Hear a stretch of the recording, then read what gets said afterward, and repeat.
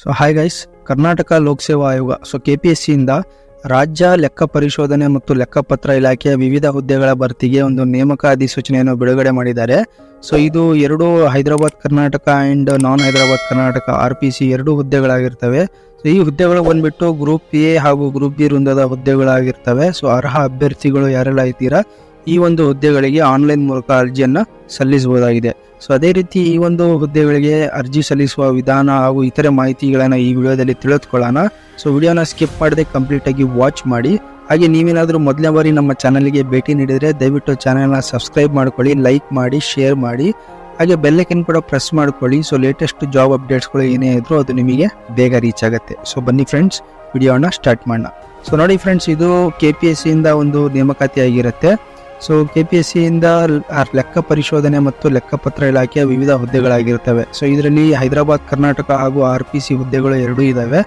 So ಹಾಗೆ ನೋಡಿ ಹುದ್ದೆಗಳ ವಿವರನ ತಿಳಿದುಕೊಳ್ಳೋಣ. ಸೊ ಸಹಾಯಕ ನಿಯಂತ್ರಕರ ಹುದ್ದೆಗಳಿಗೆ ನೋಡಿ RPC ಹುದ್ದೆಗಳಾಗಿರ್ತವೆ. ಇದು ಟೋಟಲ್ 43 ಹುದ್ದೆಗಳಾಗಿರ್ತವೆ. ಸಹಾಯಕ ನಿಯಂತ್ರಕರು ಗ್ರೂಪ್ A RPC ಹುದ್ದೆಗಳು 43. ಸಹಾಯಕ ನಿಯಂತ್ರಕರು ಗ್ರೂಪ್ A ಹೈದರಾಬಾದ್ ಕರ್ನಾಟಕ ಹುದ್ದೆಗಳು 15 ಆಗಿರ್ತವೆ, 15 ಹುದ್ದೆಗಳಾಗಿರ್ತವೆ. ಸೊ ಅದೇ ರೀತಿ ಲೆಕ್ಕ ಪರಿಶೋಧನಾಕಾರಿ ಗ್ರೂಪ್ B ಹುದ್ದೆಗಳು 54 ಹುದ್ದೆಗಳಾಗಿರ್ತವೆ. ಓಕೆ, ಸೊ ಹುದ್ದೆವಾರು ವೇತನ ಶ್ರೇಣಿ ನೋಡಿ. ಸಹಾಯಕ ನಿಯಂತ್ರಕರು ಗ್ರೂಪ್ A ಹುದ್ದೆಗಳು 52,650 97,000 ತನಕ ಒಂದು ವೇತನ ಅವರಿಗೆ ವೇತನ ಶ್ರೇಣಿ ಇರುತ್ತೆ. ಸೊ ಹಾಗೆ ಲೆಕ್ಕ ಪರಿಶೋಧನಾಕಾರಿ ಗ್ರೂಪ್ B ಹುದ್ದೆಗಳಿಗೆ 43,000 83,100 ತನಕ ಒಂದು ವೇತನ ಶ್ರೇಣಿ ಅವರಿಗಿರುತ್ತೆ. ಸಹಾಯಕ ನಿಯಂತ್ರಕರು ಲೆಕ್ಕ ಪರಿಶೋಧನಾಕಾರಿ ಹುದ್ದೆಯ ಒಂದು ವಿದ್ಯಾರ್ಹತೆ ಏನಂದ್ರೆ, ಸೊ ನೋಡಿ, ಭಾರತ ಸರ್ಕಾರದ ಕಾನೂನು ರೀತ್ಯ ಸ್ಥಾಪಿಸಲ್ಪಟ್ಟಿರುವ ವಿಶ್ವವಿದ್ಯಾಲಯದಿಂದ ವಾಣಿಜ್ಯ ಶಾಸ್ತ್ರದಲ್ಲಿ ಸ್ನಾತಕೋತ್ತರ ಪದವಿ MCom ಅಥವಾ MBA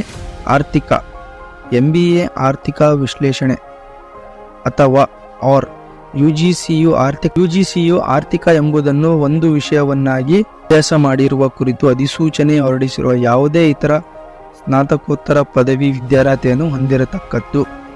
ಅಥವಾ institute of chartered account of India ಸದಸ್ಯರು ಅಥವಾ institute of cost accountant of India associate ಸದಸ್ಯರು ಆಗಿರತಕ್ಕದ್ದು. ಸೊ ನೋಡಿ, 6 ಆಪ್ಷನ್ ಕೊಟ್ಟಿದ್ದಾರೆ. ಸೊ ಈ ಒಂದು ಎಲ್ಲ ವಿದ್ಯಾರ್ಹತೆಗಳಲ್ಲಿ ಯಾವುದು ನಿಮ್ಮ ಒಂದು ವಿದ್ಯಾರ್ಹತೆ ಎಲಿಜಿಬಲ್ ಇದ್ದೀರಾ ನೀವು, ಸೊ ಆ ಒಂದು ವಿದ್ಯಾರ್ಹತೆ ಬೇಸ್ ಮೇಲೆ ನೀವು ಈ ಒಂದು ಅರ್ಜಿಯನ್ನು ಸಲ್ಲಿಸಬಹುದಾಗಿದೆ. ಓಕೆ, ಸೊ ಅರ್ಜಿ ಸಲ್ಲಿಸಲು ವಯಸ್ಸಿನ ಅರ್ಹತೆ ಏನಿರಬೇಕಂದ್ರೆ ಕನಿಷ್ಠ 21 ವರ್ಷ ವಯಸ್ಸಾಗಿರಬೇಕು.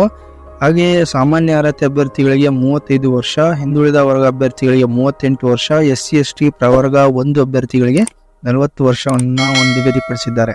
ಸೊ ಆಯ್ಕೆ ಪ್ರಕ್ರಿಯೆ ಹೇಗಿರುತ್ತೆ ಅಂದರೆ ನೋಡಿ, ಪ್ರಕ್ರಿಯೆ ದಿನಾಂಕಗಳು ಆನ್ಲೈನ್ ಮೂಲಕ ಅರ್ಜಿ ಸಲ್ಲಿಸುವ ಪ್ರಾರಂಭಿಕ ದಿನಾಂಕ. ಓಕೆ, ಆನ್ಲೈನ್ ಮೂಲಕ ಅರ್ಜಿ ಸಲ್ಲಿಸಲು ಪ್ರಾರಂಭಿಕ ದಿನಾಂಕ ಹೆಂಗಿರುತ್ತೆ ಅಂದರೆ 18/3/2024 ಒಂದು ಪ್ರಾರಂಭಿಕ ದಿನಾಂಕ ಆಗಿರುತ್ತೆ. ಸೊ ಆನ್ಲೈನ್ ಮೂಲಕ ಅರ್ಜಿ ಸಲ್ಲಿಸಲು ಕೊನೆ ದಿನಾಂಕ 17/4/2024 ಆಗಿರುತ್ತೆ. 17/4 ಲಾಸ್ಟ್ ಡೇಟ್ ಆಗಿರುತ್ತೆ. ಓಕೆ, ಸೊ ಪೂರ್ವಭಾವಿ ಪರೀಕ್ಷೆ 2/6/2024 this is the tentative date ಆಗಿರುತ್ತೆ. ಓಕೆ, 2/4/2024 ಪೂರ್ವಭಾವಿ ಪರೀಕ್ಷೆ ಇದು ಟೆಂಟೇಟಿವ್ ಡೇಟ್ ಆಗಿರುತ್ತೆ. ಸೊ ಅರ್ಜಿಯನ್ನು ಹೇಗೆ ಸಲ್ಲಿಸಬೇಕಂದ್ರೆ ನೋಡಿ, KPSC ಆಲ್ರೆಡಿ ಒಂದು ಲಿಂಕನ್ನು ಬಿಟ್ಟಿದ್ದಾರೆ, ಡಿಸ್ಕ್ರಿಪ್ಷನಲ್ಲಿ ಕೊಟ್ಟಿರ್ತೀನಿ. ಸೊ ಆ ಒಂದು ಲಿಂಕನ್ನು ಕ್ಲಿಕ್ ಮಾಡಿಕೊಂಡು ನೀವು ಆ ಒಂದು ದಿನಾಂಕ ಏನು 18/3 ಒಂದು ದಿನಾಂಕ ಆಗಿರುತ್ತೆ, ಆ ದಿನಾಂಕ ಒಂದು ಆನ್ಲೈನ್ ಅಪ್ಲಿಕೇಶನ್ ಲಿಂಕ್ ಓಪನ್ ಆಗಿರುತ್ತೆ. ಸೊ ಆ ಒಂದು ಆನ್ಲೈನ್ ಅಪ್ಲಿಕೇಶನ್ ಲಿಂಕ್ ಮೇಲೆ ಕ್ಲಿಕ್ ಮಾಡಿದರೆ ಡೈರೆಕ್ಟ್ ಒಂದು ಅಪ್ಲಿಕೇಶನ್ ಫಾರ್ಮ್ ಓಪನ್ ಆಗುತ್ತೆ. ಓಕೆ, ಅಂದರೆ ಮೊದಲನೇ ಹಂತದಲ್ಲಿ ನೀವು ರಿಜಿಸ್ಟ್ರೇಷನ್ ಮಾಡ್ಕೊಬೇಕಾಗಿರುತ್ತೆ. ಸೊ ಮೊದಲ ಹಂತದಲ್ಲಿ ಅಭ್ಯರ್ಥಿಗಳು ತಮ್ಮ ವಿವರ, ಶೈಕ್ಷಣಿಕ ಅರ್ಹತೆ ವಿವರ ಮತ್ತು ಇತರೆ ವಿವರಗಳನ್ನು ಭರ್ತಿ ಮಾಡಿ ರಿಜಿಸ್ಟ್ರೇಷನ್ ಅಂದರೆ ಮೊದಲನೇ ಹಂತ ರಿಜಿಸ್ಟ್ರೇಷನ್ ಆಗಿರುತ್ತೆ, ನಿಮ್ಮ basic and education details hockey. So ಎರಡನೇ ಹಂತವಾಗಿ ಇಲಾಖೆ ಕೇಳಲಾದ ಇತರೆ ವಿವರ ನೀಡಿ ಅಪ್ಲಿಕೇಶನ್ ಅನ್ನು ಸಬ್ಮಿಟ್ ಮಾಡಿ. ಸೊ ಮೂರನೇ ಹಂತದಲ್ಲಿ ಅಭ್ಯರ್ಥಿಗಳ ಅರ್ಜಿ ಶುಲ್ಕವನ್ನು ಪಾವತಿಸಬೇಕಾಗ್ತದೆ.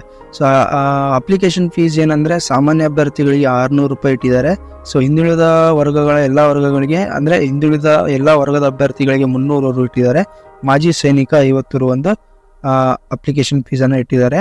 ಪರಿಶಿಷ್ಟ ಜಾತಿ ಪಂಗಡ ಪ್ರವರ್ಗ 1 ಅಭ್ಯರ್ಥಿಗಳಿಗೆ ಯಾವುದೇ ರೀತಿಯ ಒಂದು ಶುಲ್ಕ ಇರುವುದಿಲ್ಲ, ಅವರಿಗೆ ಒಂದು ವಿನಾಯಿತಿ ಇರುತ್ತೆ.